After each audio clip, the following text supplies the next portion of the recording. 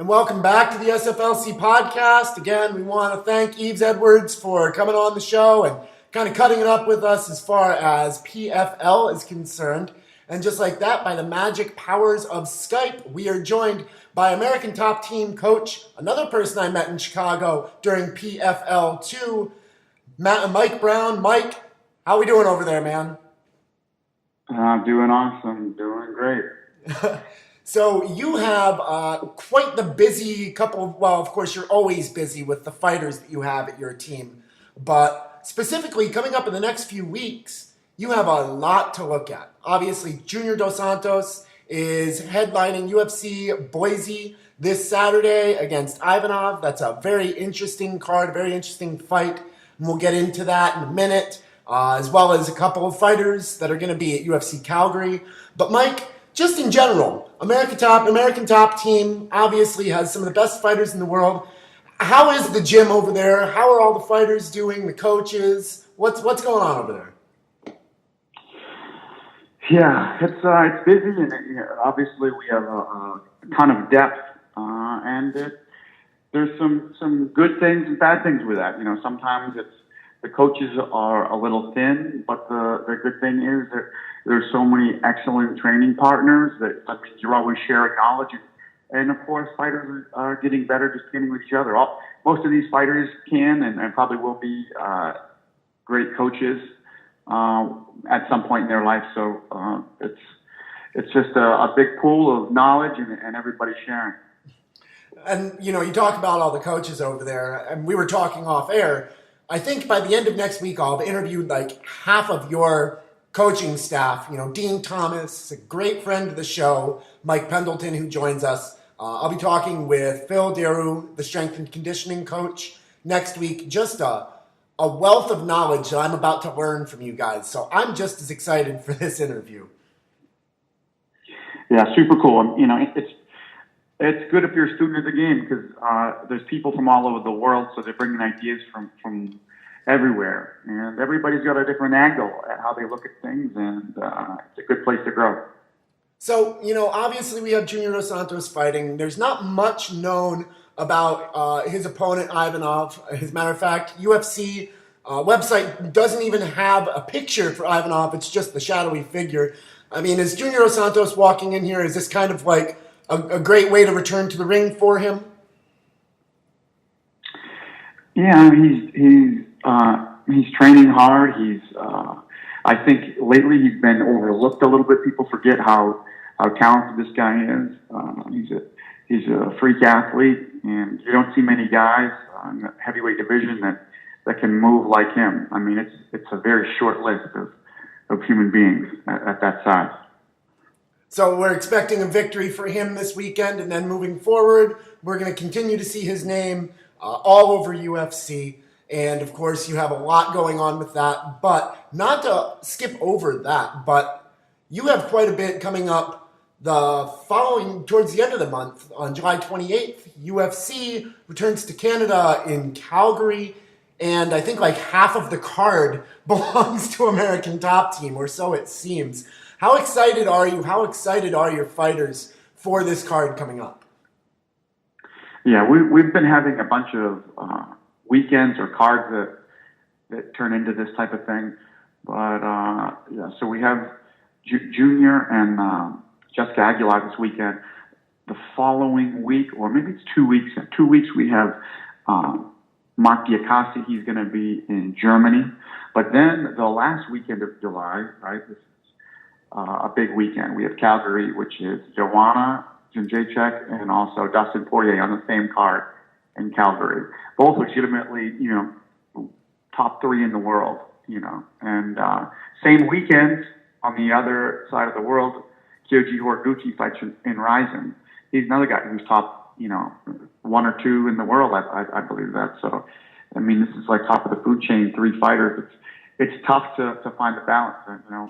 For this one, I'm going to go to Calgary with Dustin and Joanna, and Steve Mako and Mikey Rod are going to head over to Japan with Kyoji. But we're spread thin, but it's a good problem to have.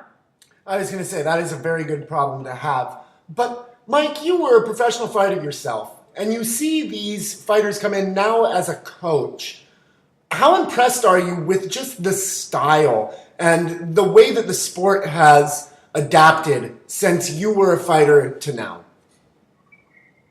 It's unbelievable. Honestly, I've been like infatuated, obsessed, all these words with MMA since the very beginning. I was just a monster fan since the early days.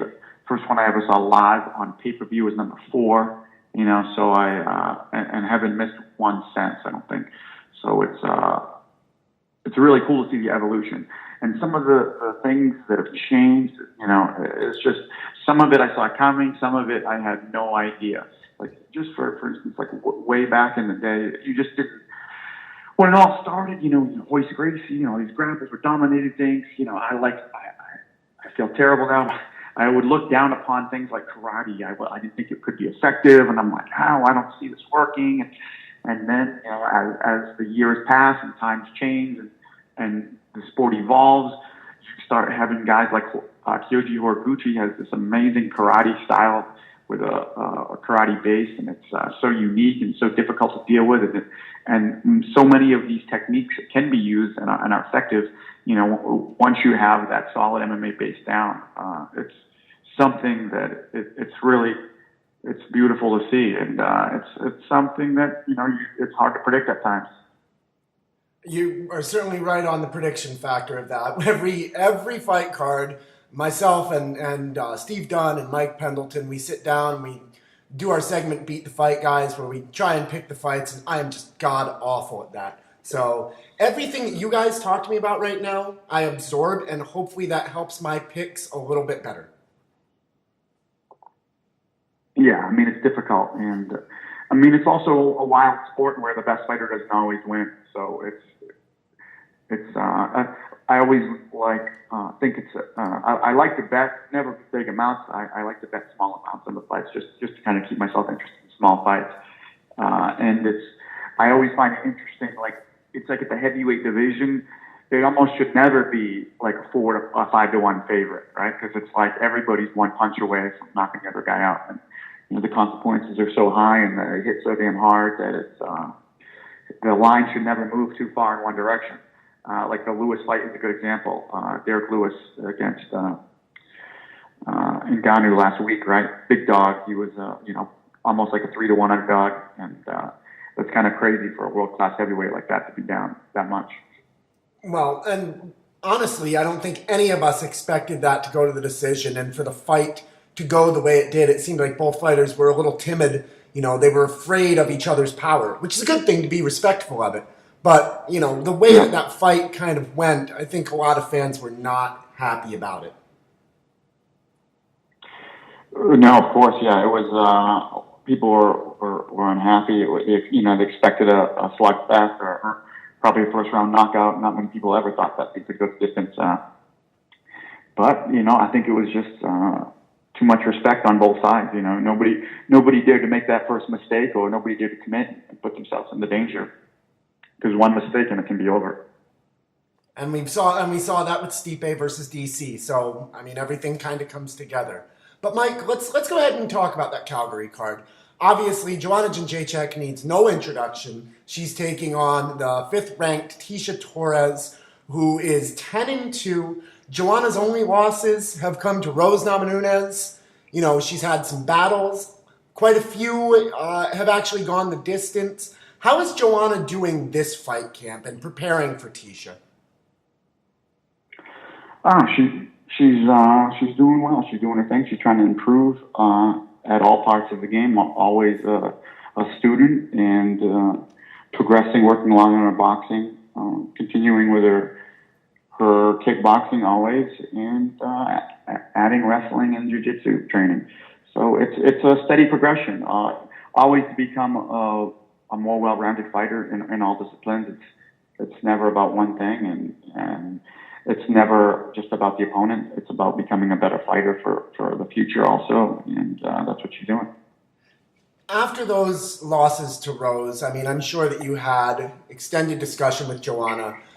How did she bounce back from that? Because I know a lot of people don't take losses like that too well, but Joanna seems to have just been able to move on and climb right back in there to try and regain her title. Hmm. Yeah, she's very strong-minded and mentally tough, and she's moved it by it pretty quickly. She knows this is the fight game, and anything can happen, and it probably will. The first one was an early KO, and I don't think it was a good representation of what she can do. And that can happen in this game, especially with small gloves and with all the variables. I expected, of course. I mean, because sometimes, like, if a fight is really quick, somebody knocks somebody out in 30 seconds to a minute or something like this, there's a little bit of a factor where it's a little bit of luck in a way. Not that I'm saying she was lucky, but I'm saying where, maybe we're pretty evenly skilled, but if I knock you out in 30 seconds a minute, doesn't mean I'm that much better than you. It can be a much closer fight next time. And obviously that was the case. In a similar case like Matt Serra, GSP. It wasn't like Matt Serra is, he's so much better than GSP, that's why you knocked him out. It's the crazy variables, and that's what makes it fun to watch. But, the second fight was a better indication of how equally matched the fighters were. And it was a great fight and a close fight, and a good learning tool. It's we learn from it, build, and move on from there. And she did that right away. Now, without giving out too much information, what is the game plan for Joanna at the end of the month going up against Tisha? What's the key to success as you see it? Yeah, I mean, you never want to give away too much, but it should always be it should be, I mean, I kind of have a blanket game plan for all fights, when hit and don't get hit on the feet. And if it goes to the ground, be on top. Those are the basic principles and ideas that we want to go into every fight with. Of course, there's more detailed nuances to how that's going to be done, and that's the type of stuff you don't want to tip your cards too much before a fight. Exactly. So we move on, and of course, best of luck to Joanna moving forward.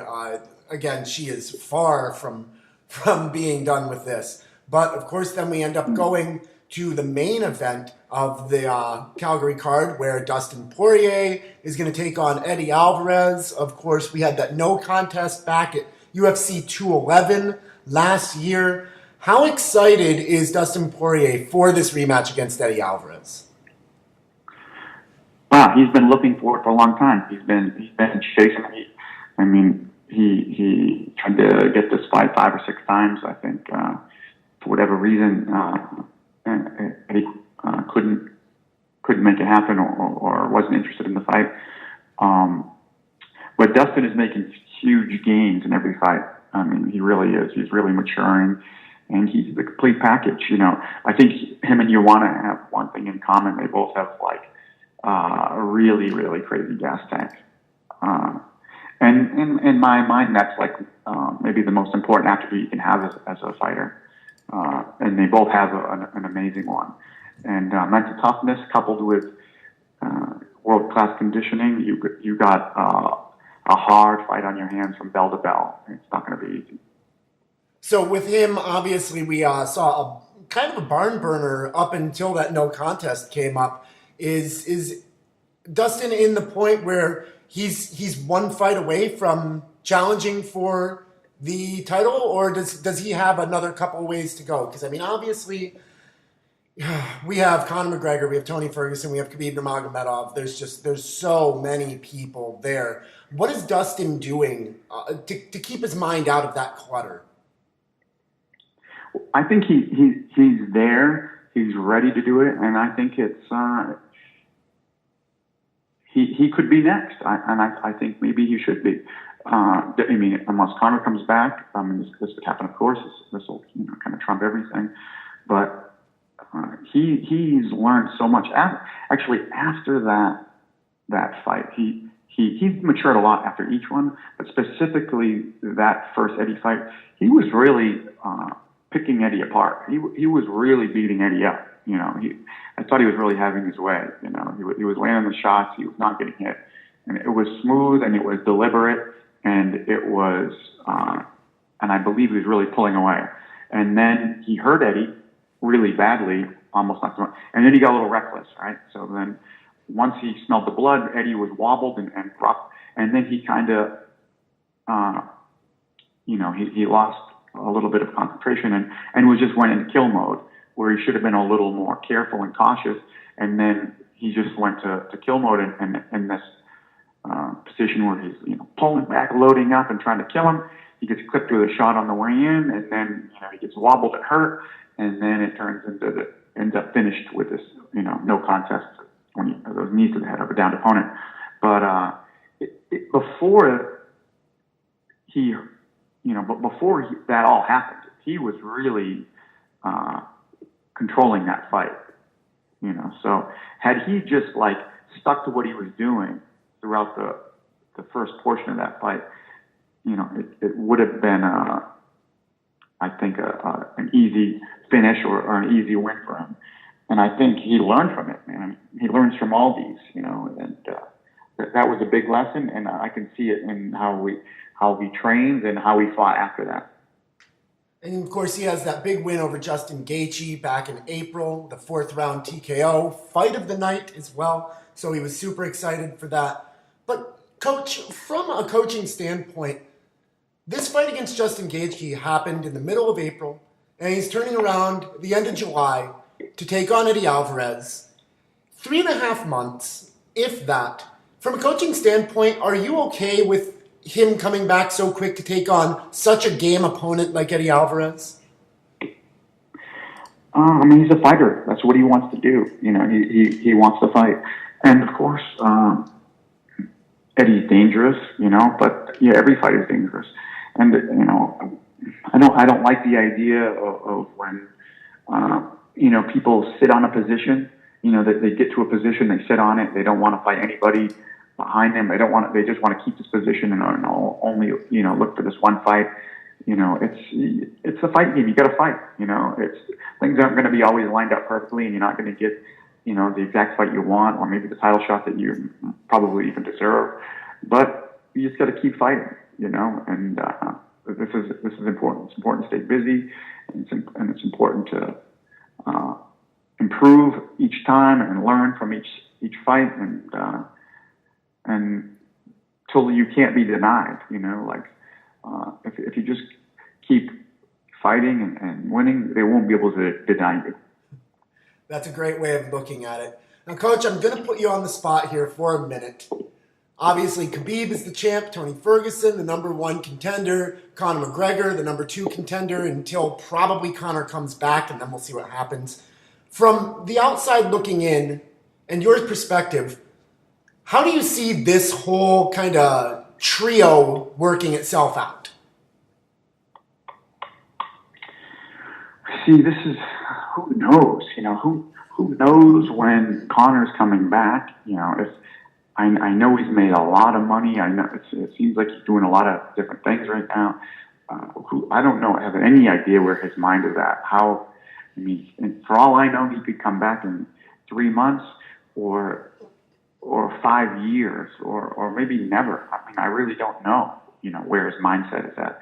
So that's such a question mark, And if he comes back, of course, he's going to and as he should, he'll be at the front of the line, or that's the fight they're going to want, that they're going to make. And that makes sense.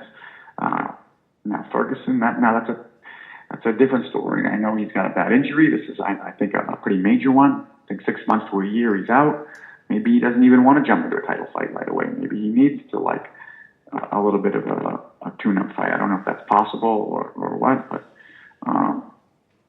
he's another guy that's up there. But I think Dustin and Khabib makes sense, and I think Khabib knows that and realizes it. And I think he wants to fight the best guys, and I think he wants to make that fight happen because Dustin is the guy that's kind of he's always there to fight, and every fight is exciting. There's never a fight that he's in that's not amazing, and he's beating these guys. Like Pettis was a UFC champion, Eddie Alvarez was a UFC champion, Max Holloway is a UFC champion.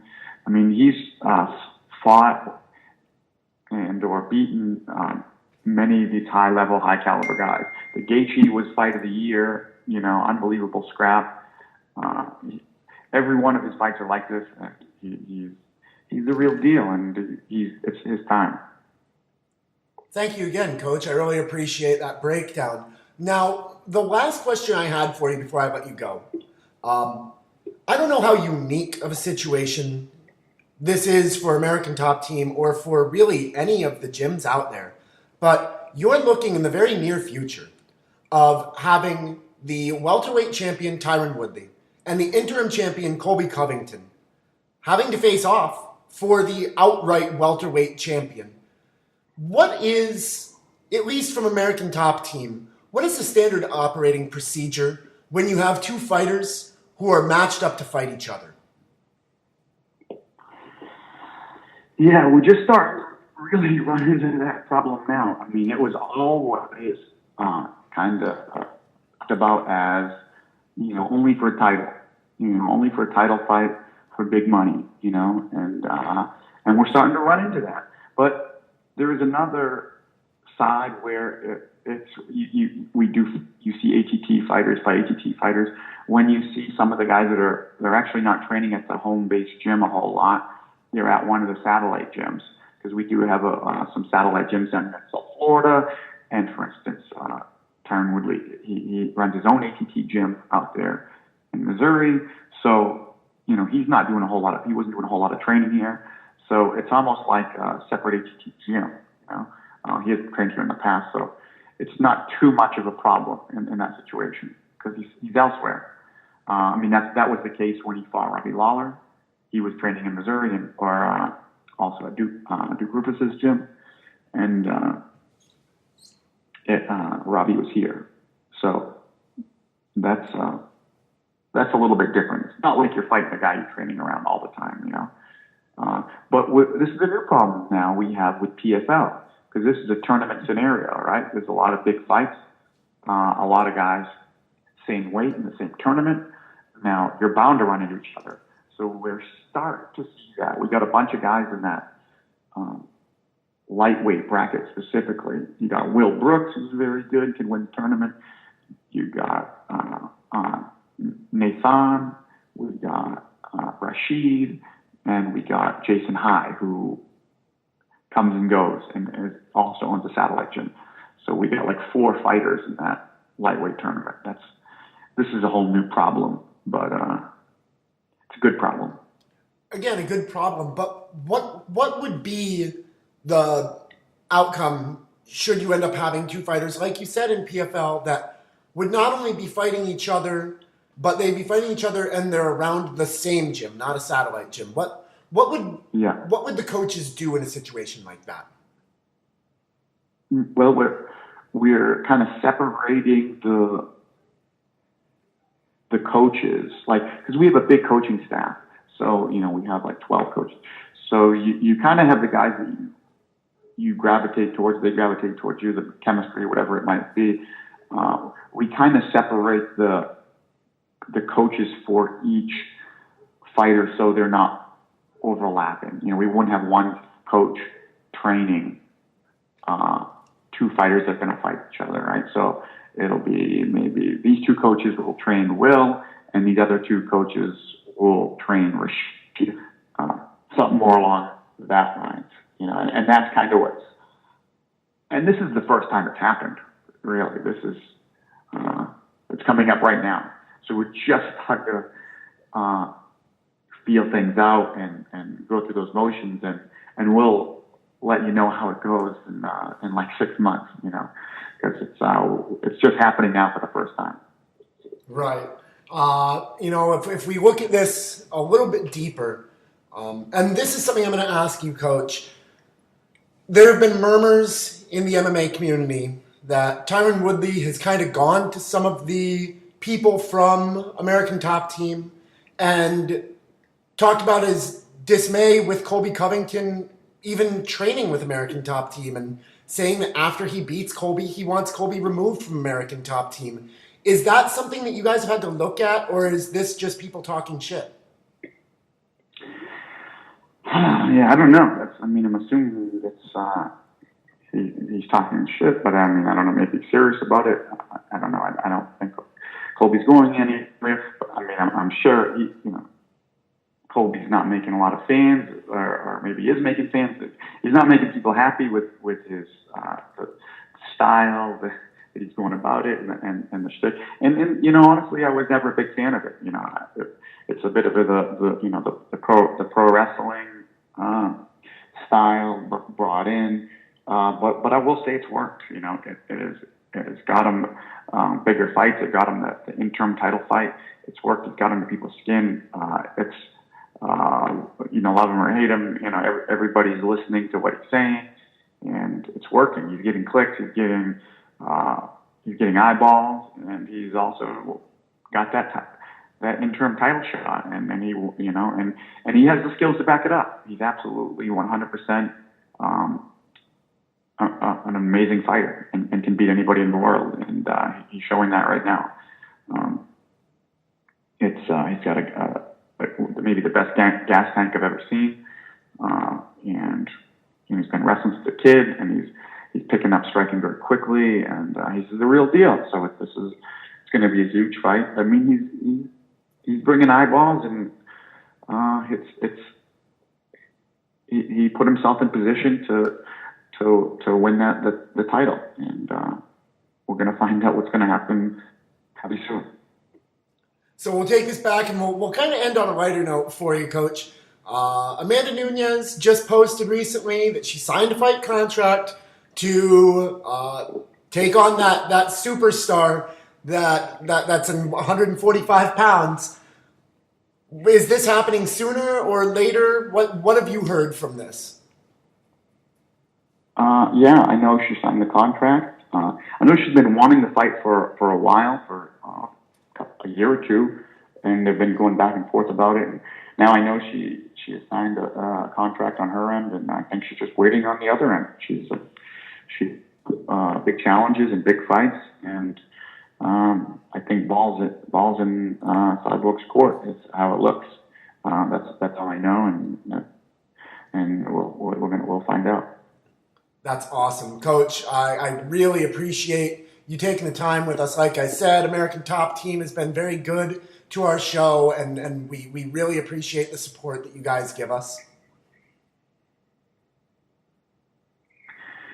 Yeah, awesome. Thanks for having me on, man. And good stuff. I love what you're doing. But before we let you go, Coach, where can the fans out there find you, follow you, see all the progress from American Top Team, your Twitter, all that good stuff? Okay, yeah, AmericanTopTeam.com. That's where we were at, best gym in the world. Yeah, and I'm Mike Brown MMA. That's Instagram and Twitter. So you can find me there. Not to be confused with the other 100,000 Mike Browns here in America, but yeah, Mike Brown MMA. You'll find me somewhere. And there we have it, everybody. Thanks again to both Mike Brown from American Top Team and Eve Edwards for joining us on the show today. Just like that, episode 325 is in the books. Thanks for tuning in. We'll catch you all next week. Enjoy the fights this weekend.